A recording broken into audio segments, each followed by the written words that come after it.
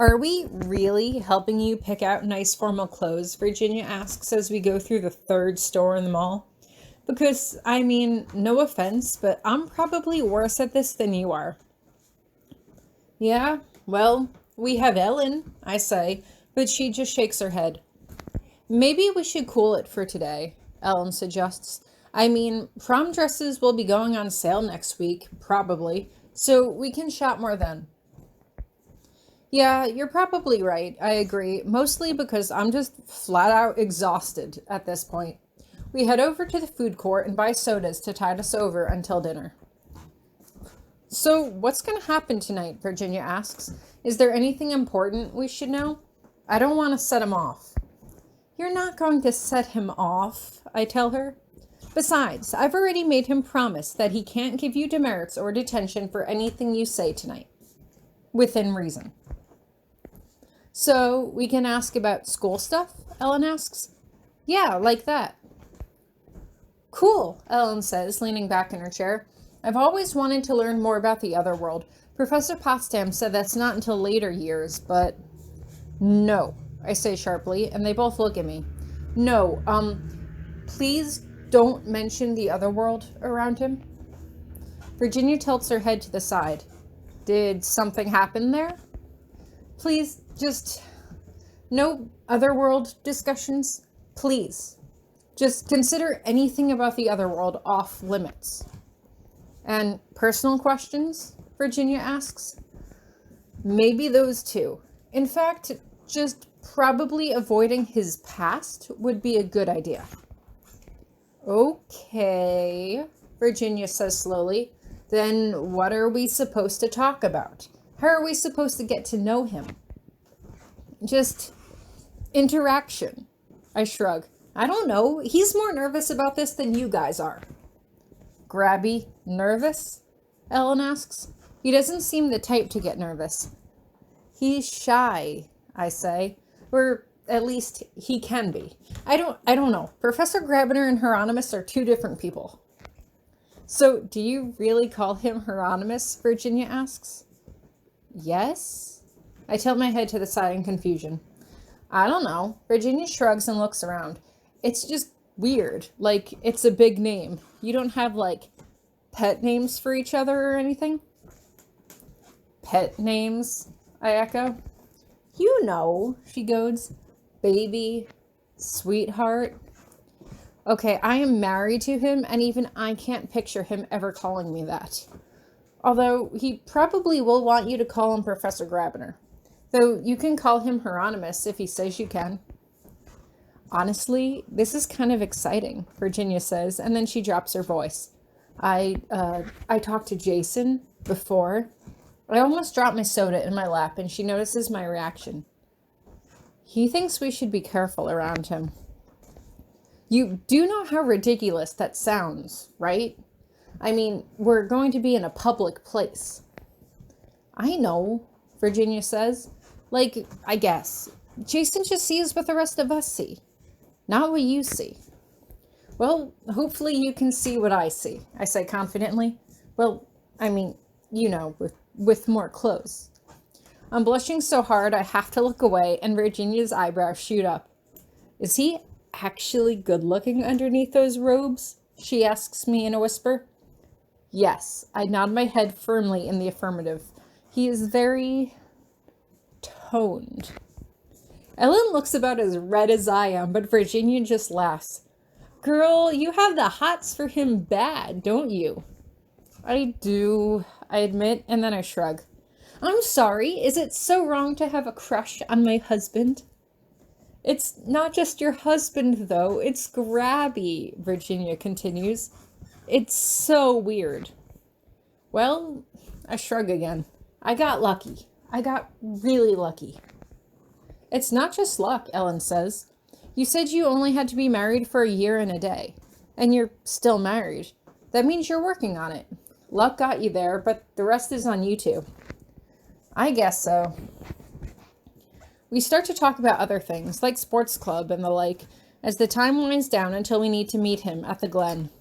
We show up first and grab a table. It's not really that busy, and I can see some seniors from school at a back table, but I'm not sure if that makes things better or worse.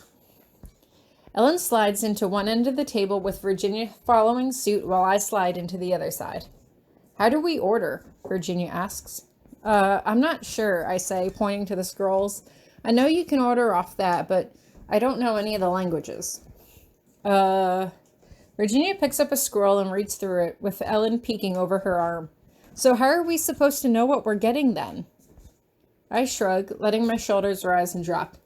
We're on his good humor? Oh, great, Virginia says. He's going to make me eat something healthy, isn't he? I don't know, I say. I'm about to say more when suddenly I notice him coming towards us. He's not dressed like him at all. He looks like he's dressed as a professor in a modern-day university.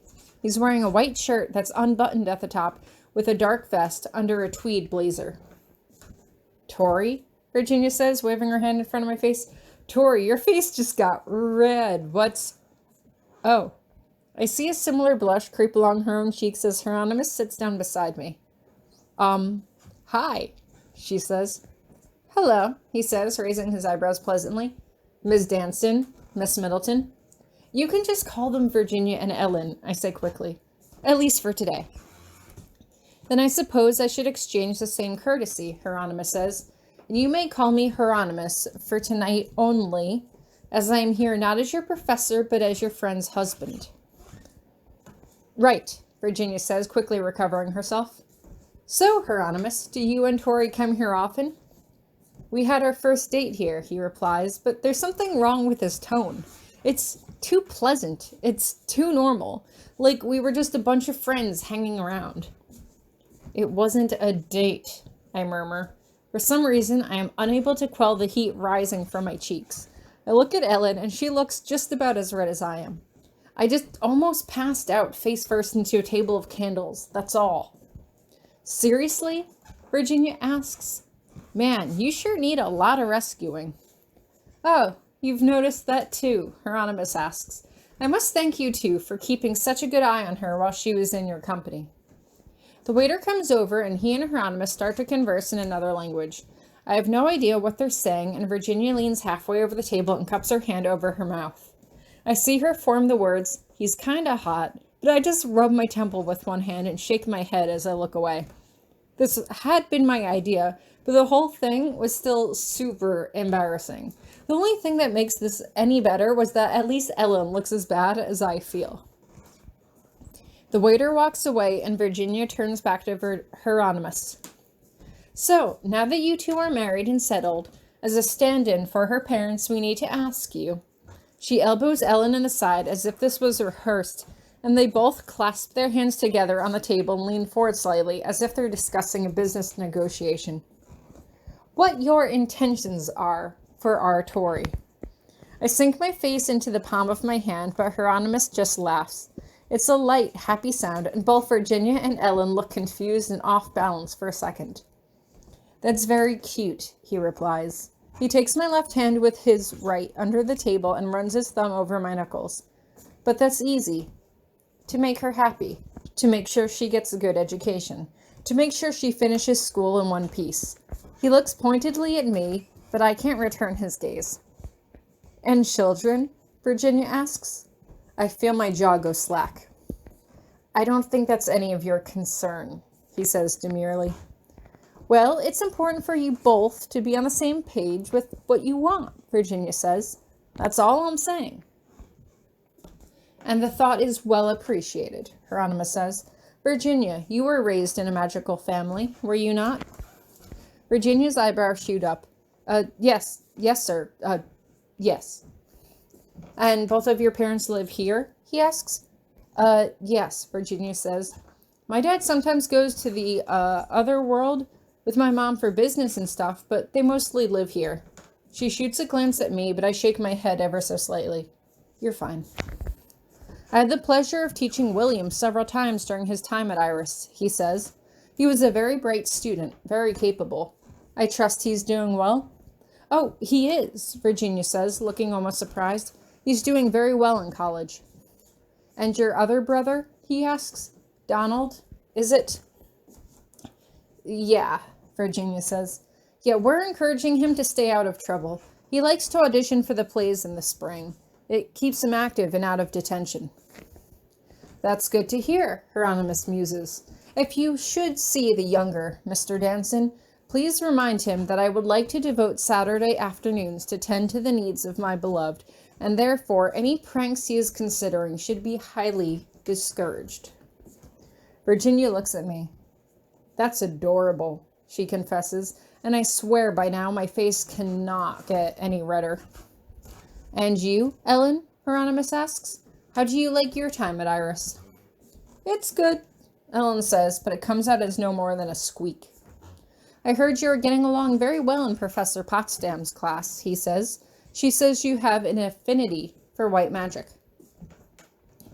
I do, sir, she says, then nervously adds, I've been studying white magic a lot. I want to live in the other world someday.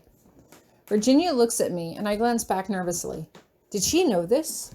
Is that why she wanted to ask him about the other world? I had told her not to mention it. I can feel Hieronymous stiffen slightly, only because he is holding my hand, but otherwise I think it goes over mostly unnoticed. Many witches and wizards choose to live in the other world, he says. His tone is off only so slightly that I'm not sure if they pick up on it, but I do. Or maybe I'm just listening for it.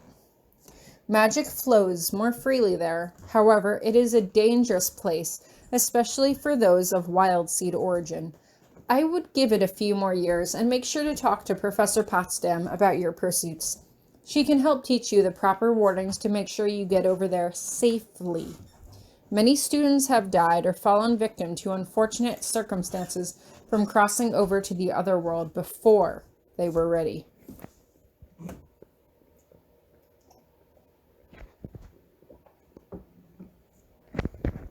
Virginia's eyes drift over to me, and I shift my gaze to the side before looking back. They're not dumb. They can piece it together for themselves. Speaking of unfortunate circumstances, Virginia pipes up, and I turn to glare at her.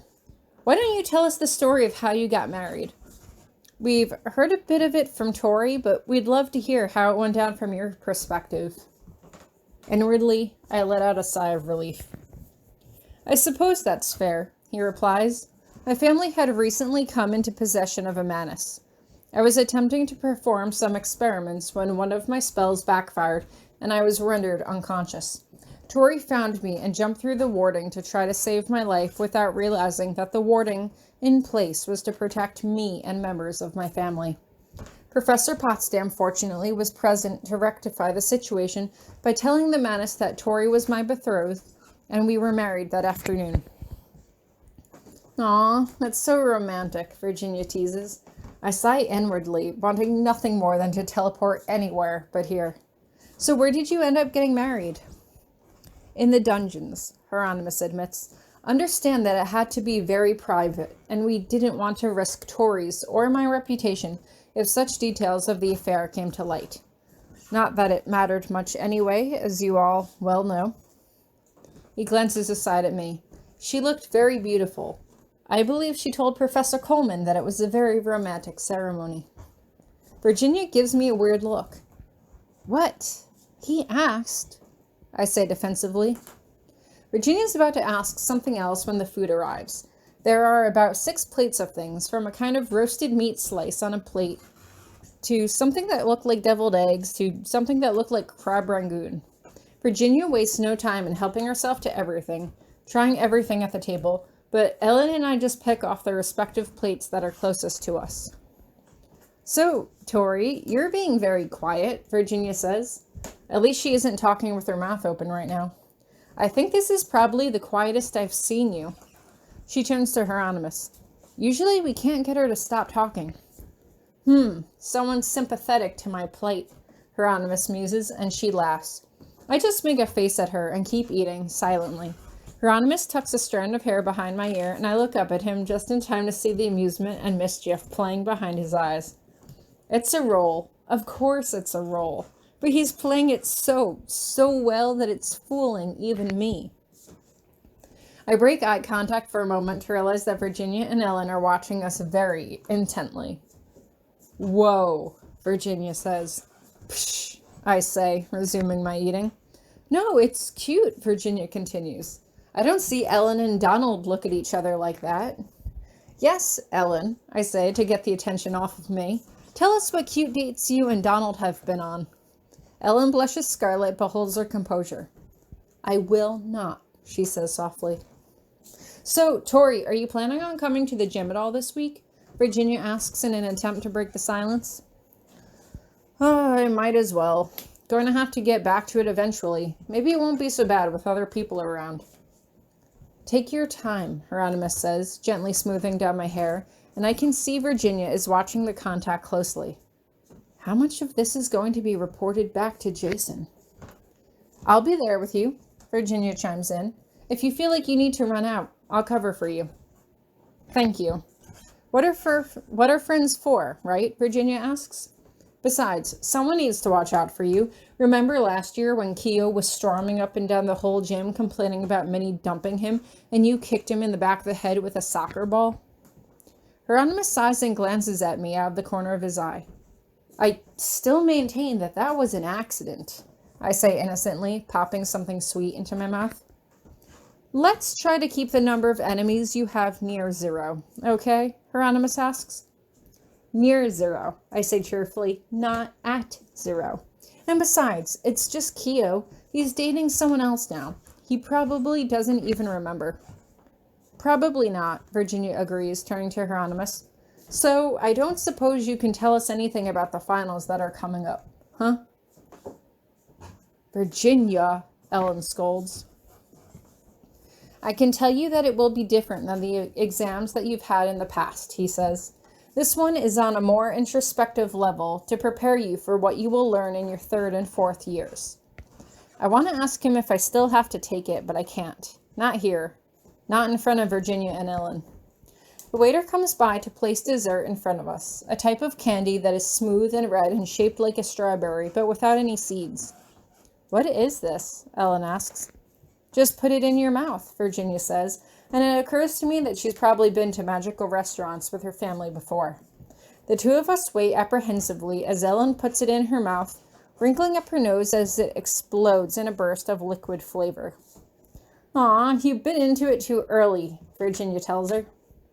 I take mine, trying to keep a level face. I should get going, Hieronymous says quietly, more to me than to them.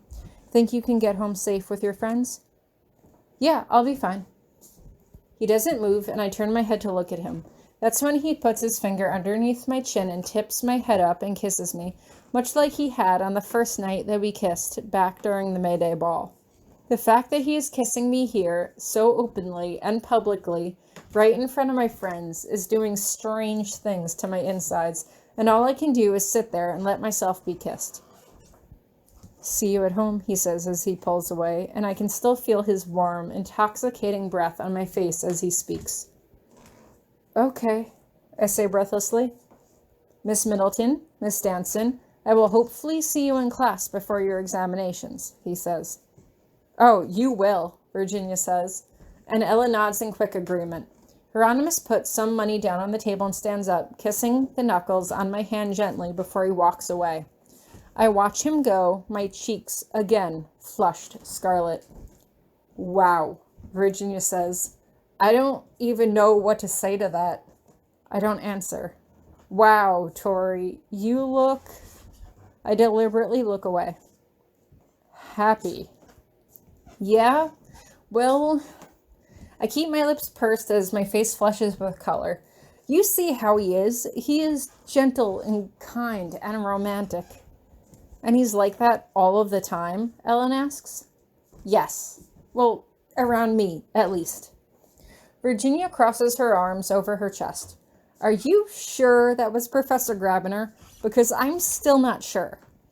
That was him. Well, not Professor Grabiner. That was Hieronymous. Sometimes it's like they're two different people. Well, now I can believe it, Virginia says as she stands up. We should be getting back too, though. The last bus is going to get here in about 10 minutes. How did he get back? Ellen asks. Teleported out. That's what that main lobby is for, Virginia explains as we pass through it. But he doesn't have enough power to teleport all 4 of us back to school. Well, he could, I remind her. He's really powerful. I bet he is, Virginia says under her breath, and I scoff at her. What? I just can't believe how you look at him. It's like you turn into a goopy marshmallow every time he's around. No, I don't, I huff, crossing my arms across my chest. You were shy, Virginia says. You were shyer than Ellen. I turn to her. What was that thing you were saying about the other world? You want to live there? Well, Ellen hesitates. I do, kind of. That's why I want to know more about it. I wasn't going to say anything at first, but then Virginia brought it up, and he didn't seem to mind, so... So who died there? Virginia asks, raising her eyebrow at me. Friend? Family member? Girlfriend? Wife? He's never been married before, I say quickly. Girlfriend, Virginia says with a hint of finality. Do I want to know how it happened? No, I shake my head. You really, really don't. She pauses and frowns. That bad, huh?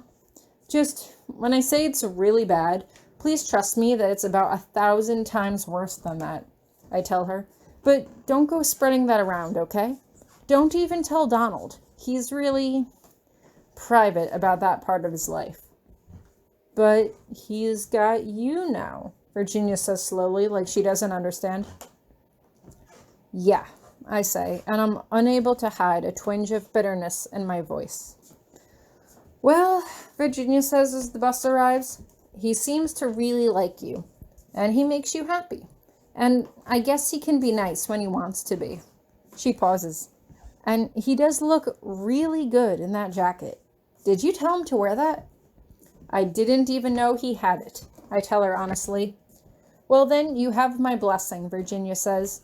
Not that you needed it anyway. I smile at her. It still means something.